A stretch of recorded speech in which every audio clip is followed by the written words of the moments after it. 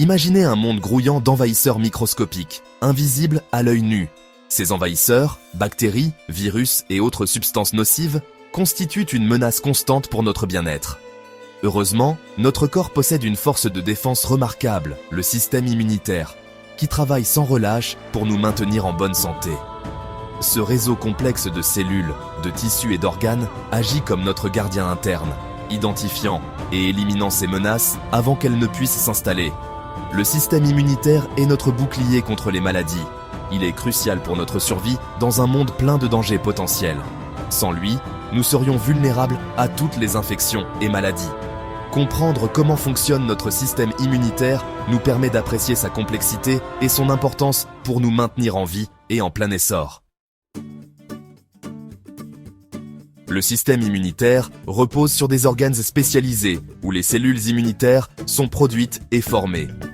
Ces organes primaires, la moelle osseuse et le thymus, sont le quartier général de la force de défense de notre corps.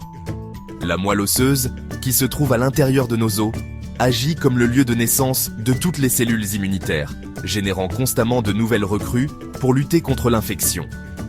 Le thymus, situé dans la poitrine, est comme un camp d'entraînement pour un groupe spécialisé de cellules immunitaires appelé lymphocytes T. Ici, les lymphocytes T mûrissent et apprennent à faire la distinction entre les cellules de notre corps et les envahisseurs étrangers, garantissant que le système immunitaire ne s'attaque pas à lui-même par erreur.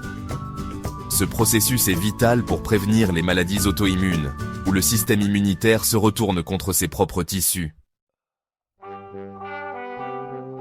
Pour défendre efficacement l'ensemble du corps, le système immunitaire établit un réseau d'avant-postes appelé organes lymphoïdes secondaires. Ces organes sont stratégiquement placés dans tout le corps pour intercepter et neutraliser les agents pathogènes avant qu'ils ne se propagent.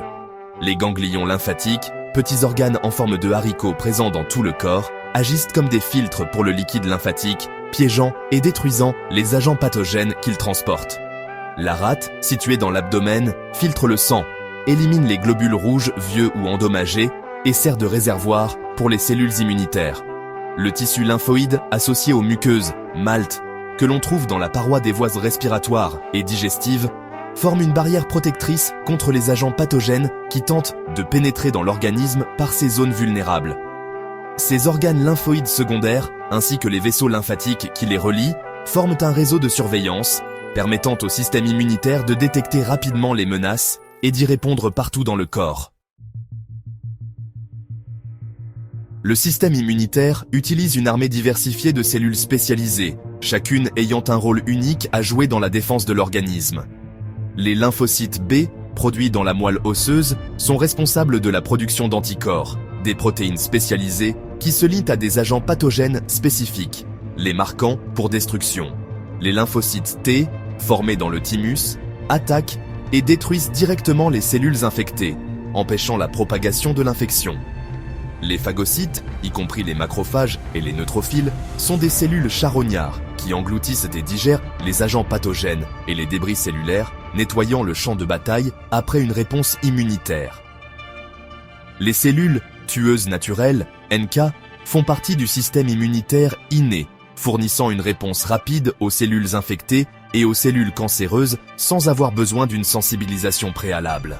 Ces différentes cellules immunitaires communiquent entre elles par le biais de signaux chimiques appelés cytokines, coordonnant une défense complexe et efficace contre un large éventail de menaces.